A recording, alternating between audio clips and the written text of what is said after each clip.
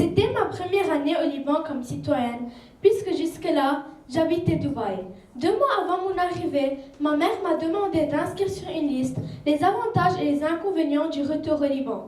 Ainsi, mon pays natal, qui ne représentait pour moi qu'une belle destination de vacances, devenait plus concret. Elle m'a encouragée à aider la communauté de mon village. Mais comment pouvais-je le faire? En offrant une somme d'argent à des élèves qui n'en avaient pas assez pour s'inscrire à l'école. C'était l'argent que j'avais reçu pour ma première communion.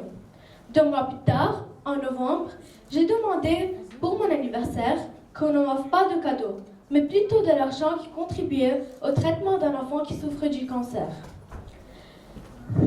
Une représentante de Chance, l'organisation à qui j'ai offert le don, est venue me voir le jour de mon anniversaire. Elle a pris des photos avec moi et m'a offert un certificat pour me féliciter pour ma générosité. Je vous assure, la joie que j'ai ressentie surpassait tout autre bonheur. Je me sentais une héroïne. Et soudain, mon retour au Liban avait beaucoup plus de sens. C'était il y a 1 an et depuis, je me dis que ce que j'ai fait à mon anniversaire n'était pas assez. L'argent, est-il la chose la plus précieuse dans la vie? Où va l'argent?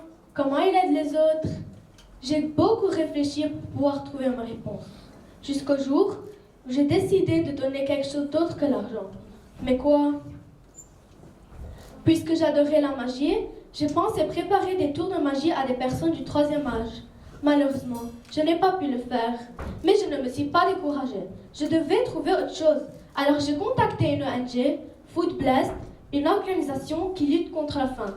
Je me suis alors retrouvée dans un camp de réfugiés, un vrai bidonville. Dans ce camp, il y avait une école où des enfants de 9 ans y allaient pour la première fois de leur vie. On pouvait aussi voir des mamans qui apprenaient à lire et à écrire. Elles n'étaient jamais allées à l'école. Comment peut-il y avoir des mères non éduquées? Comment est-ce possible qu'un enfant de 9 ans ne sache pas à quoi ressemble une chaise ou à quoi sert une table? En voyant le chemin qu'ils traversent tous les jours pour aller à l'école, j'ai été choquée. Ce n'étaient quelques escaliers entourés de murs de briques recouvertes d'éternites et de sacs de plastique. Un chemin plein de désespoir. Les pensées se bousculaient alors dans ma tête. Mon cœur battait fort. Le choc dépassé, j'ai été surprise par leur enthousiasme. Un enthousiasme qui remplissait les cœurs de ces enfants chaque matin lorsqu'il était temps d'aller à l'école. Le chemin que je considérais plein de désespoir représentait pour eux un chemin plein de sécurité, plein de dignité et plein d'espoir. J'ai décidé de danser pour eux et de leur apprendre à danser. Les voir si heureux, je me réjouissais aussi.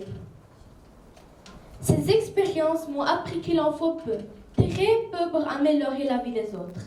La joie, la vraie, celle qui dure une éternité, ne vient que de l'action de donner de son temps et de sa présence. Il y a 2 ans, je me sentais une héroïne pour avoir fait un don matériel.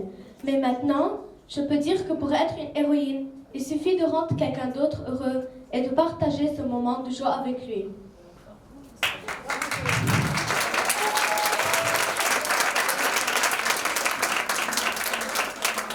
Maintenant, mon retour au Liban a du sens.